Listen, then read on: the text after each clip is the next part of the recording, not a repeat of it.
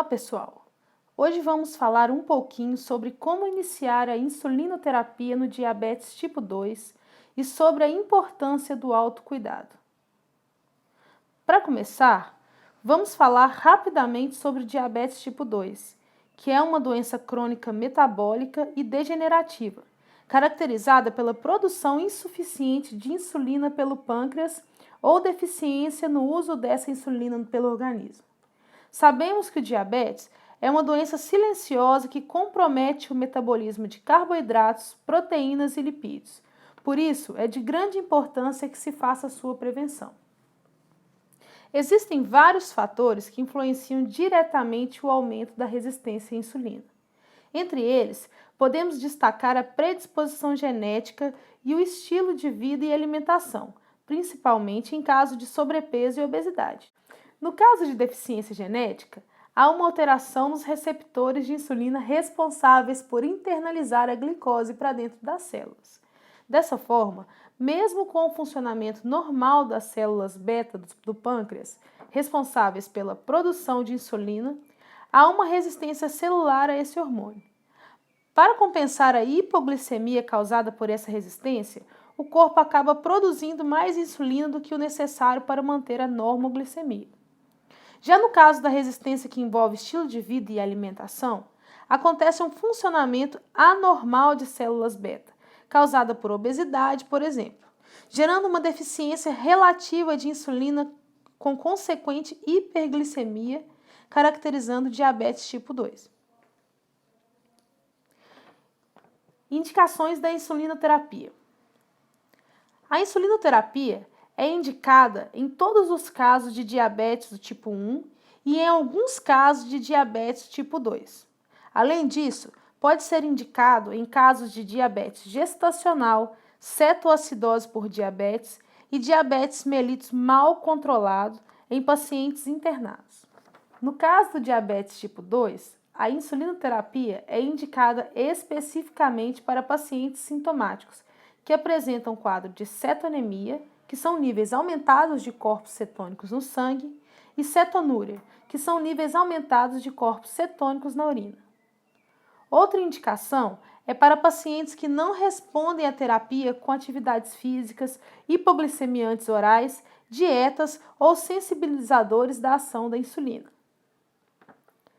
A insulinoterapia também é indicada em caso de falência da produção fisiológica de insulina devido ao uso prolongado ou exacerbado de antidiabéticos orais, uso de corticoides por período prolongado, situações de infecção com hiperglicemia agravada, intolerância aos antidiabéticos orais e insuficiência renal ou hepática moderadas a graves. O pâncreas secreta insulina de duas maneiras: basal e bolos. Como basal, entende-se uma secreção constante de insulina que permanece em níveis baixos no sangue o tempo todo, mantendo a liberação de glicose para as células do organismo. Já a bolos se refere às quantidades maiores de insulina que são liberadas na circulação sanguínea em momentos de maior necessidade, como por exemplo as refeições ou quando há aumento de açúcar no sangue. As insulinas de ação rápida são encontradas nas farmácias e são utilizadas para proporcionar ação semelhante a esses bolos de insulina, que ocorrem na fisiologia, necessários principalmente às refeições. Já as injeções de insulina de ação intermediária e lenta atuam de forma semelhante ao fornecimento basal e são aplicadas em uma ou duas aplicações diárias, ou até 3 vezes ao dia, a fim de proporcionar o componente basal da insulinização. É por isso que algumas vezes, para um bom tratamento com insulina seguro e eficaz, minimizando o risco de hipoglicemias, usa-se várias aplicações diárias de insulina. No gráfico, podemos comparar o efeito glicêmico relativo e o tempo de ação da insulina no sangue. A insulina tipo bolos possui um efeito glicêmico relativo maior, com menor duração se comparado com a insulina tipo basal, a qual possui um efeito glicêmico relativo menor, porém com maior duração de tempo no organismo. A dose inicial da insulina basal pode ser baseada no índice de massa corpórea, mais conhecido como IMC. O IMC é calculado a partir do peso em quilogramas dividido pela altura em metro elevado ao quadrado. O paciente com IMC menor que 26 é considerado normal. Sendo assim, a dose inicial de insulina deve ser de 0,2 unidades de insulina por quilograma.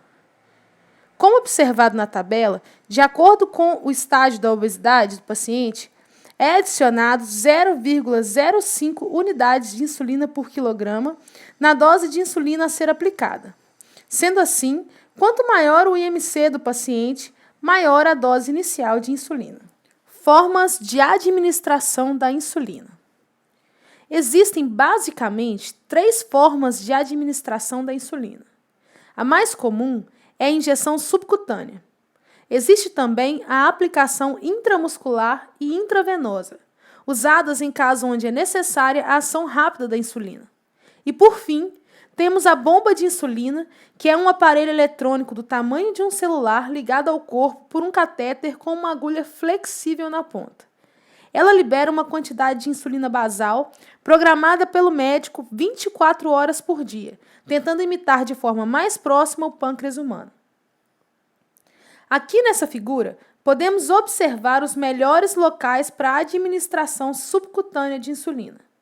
Os pontos mais comuns são as regiões do flanco direito e esquerdo e a parte mais distal da coxa. Podem ser usados também a região dos glúteos e a região do tríceps braquial. Sucesso da insulinoterapia. Para que aconteça o sucesso da terapia, algumas medidas são necessárias para que o tratamento seja eficaz, como, por exemplo, estabelecer compromisso de tratamento por parte do paciente. Sabemos que uma das maiores causas do fracasso na insulinoterapia é a não adesão ao tratamento. É necessário o comprometimento do paciente, que pode decorrer de fatores como a confiança no profissional, a consciência da doença e seus males e a busca por uma vida melhor. Além disso, é necessário definir as metas glicêmicas junto ao paciente.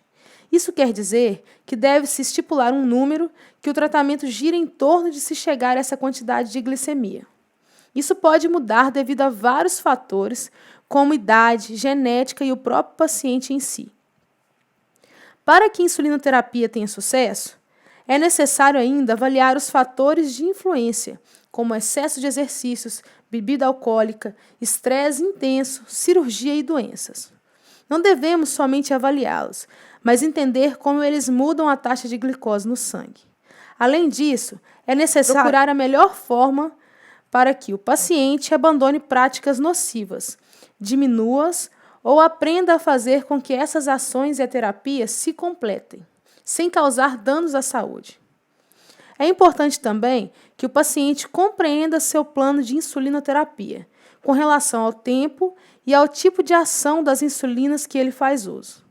Com esse conhecimento, evita-se a automedicação, que é relativamente comum nesses pacientes. É fundamental a avaliação de períodos em períodos da dosagem de insulina para entender as variações glicêmicas e propor ajustes no tratamento. Proporção basal, bolos e fator de correção versus carboidrato ingerido de acordo com a necessidade de cada paciente. O autocuidado. Uma doença crônica como diabetes mellitus tipo 2 apresenta mais desafios no autocuidado do que doenças curáveis e sintomáticas. O nível de exigência dessa patologia é grande e é necessário um comprometimento por parte do paciente para que o mesmo se engaje na nova vida que ele necessitará viver. Como profissionais, somos responsáveis pela orientação universal, objetiva e clara de que o autocuidado é imprescindível na terapia da doença, que a mudança dos hábitos de vida é importante, levando em consideração tanto o tratamento farmacológico como o não farmacológico. Devemos explicar ao paciente a doença de forma simples, com termos não complexos, para que ele confie no profissional, no seu diagnóstico e orientação.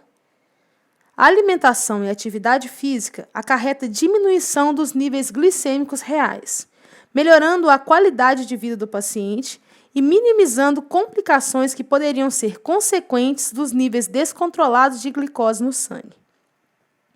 A equipe multidisciplinar, dando suporte para esse paciente, aumenta as chances de adesão ao tratamento farmacológico a partir do momento em que esse entende e confia na prescrição, participa de grupos de exercícios físicos propostos pelo educador físico da UBS, realiza dietas balanceadas e propostas pela nutricionista e realiza um acompanhamento do nível glicêmico na unidade.